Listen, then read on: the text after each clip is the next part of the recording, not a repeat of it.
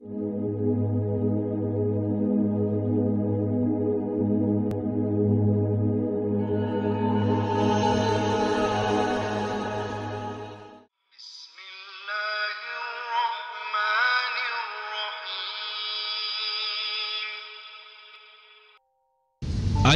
murah rizki. Ada ayat dan zikir,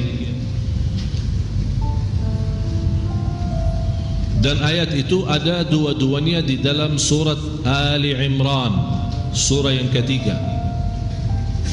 ayat 26 dan 27, yang saya yakin banyak yang sudah hafal. Ba'da a'udzu billahi minasyaitonir rajim. Qulillahumma malikal mulki tu'til mulka man tasha wa tanzi'ul mulka mimman tasha wa tu'izzu man tasha wa tudhillu man tasha biyadikal khair innaka ala kulli syai'in qadir tulijul layla fin nahar wa tulijun nahara fil layl wa tukhrijul hayya minal mayyiti wa tukhrijul mayyita minal hayy wa tarzuqu man tasha'u bighairi hisab. Engkau memberikan rezeki tambah hitung-hitungan, artinya tambah batas. Ini boleh juga kita membawa, tidak perlu sekali, boleh sekali, boleh berapa kali, tidak menjadi masalah, berapapun tidak masalah. Di samping dua ayat ini, khususnya yang saya dapatkan ijazah langsung dari guru saya, guru dari gurunya, dan seterusnya, dibacakan antara azan dan iqamat salat subuh, dan lebih baik selepas salat sunnah subuh, selepas salat sunnah subuh. Jadi begitu anda dengar azan subuh, kemudian salat sunnah subuh 2 rakaat, dan saya selalu mengingatkan jamaah, tolong jaga salat sunnah subuh karena pahalanya sangat luar biasa.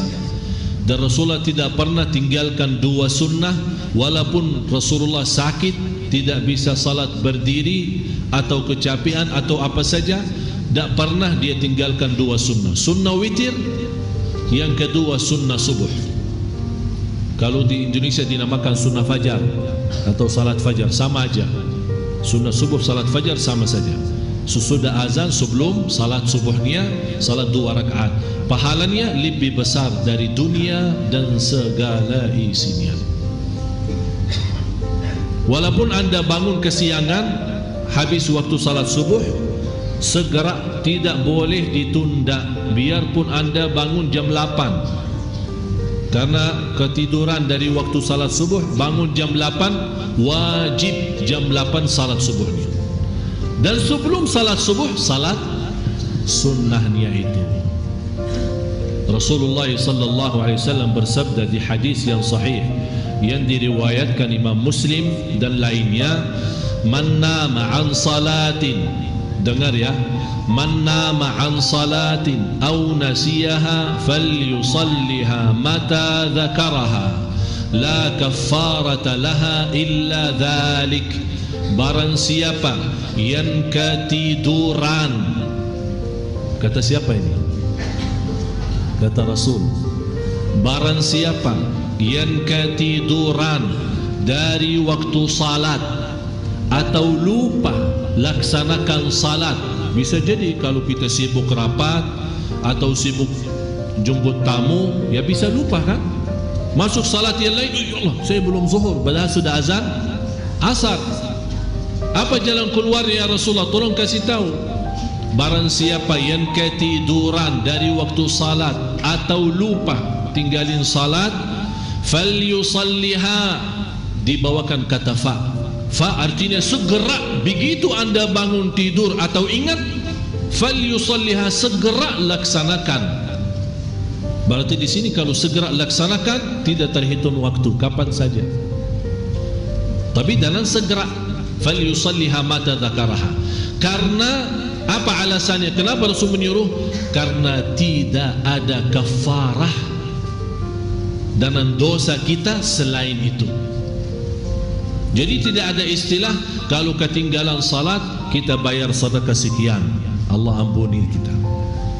Atau kita kasih uang ke pesantren mana, tolong Pak Kiai suruh anak santri salat, saya sudah lama tak salat.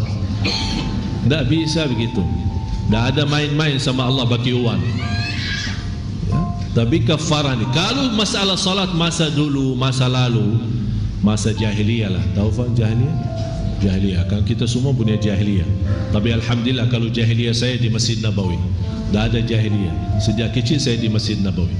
Jadi masa jahiliyah kita, misal waktu kuliah atau waktu masih sekolah, ya maklumlah biasa-biasa kita suka tinggalin puasa, suka tinggalin salat. Kadang-kadang malah salat karena di depan guru, malu-malu terpaksa salat tapi tak wudu. Ya pura-pura salat di depan orang aja. Ya kan itu semua beristiwa namanya anak-anak muda ya. Tidak mengerti dan tidak merasa tanggung jawab. Tapi begitu dia belajar agama, dia sadar, ya Allah, ternyata masa lalu banyak dosa saya. Salat banyak sekali yang saya tinggalin. Apalagi puasa, pura-pura wudu tapi minum separuhnya. Itu kan masa-masa dulu kan.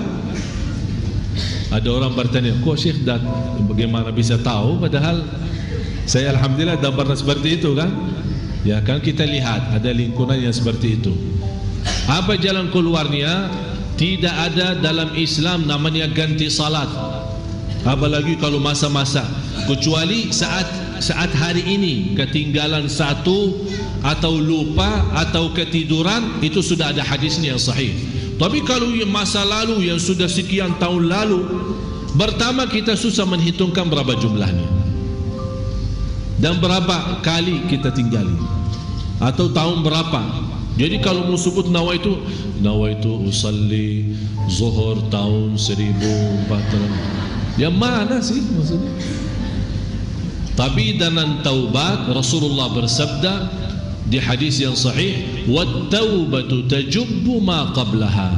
Dengan taubat yang benar Allah ampuni semua dosa lalu. Tapi bagaimana cara orang-orang yang sudah lalu supaya Allah tidak menghukumkan atau diampuni Allah Subhanahu wa taala?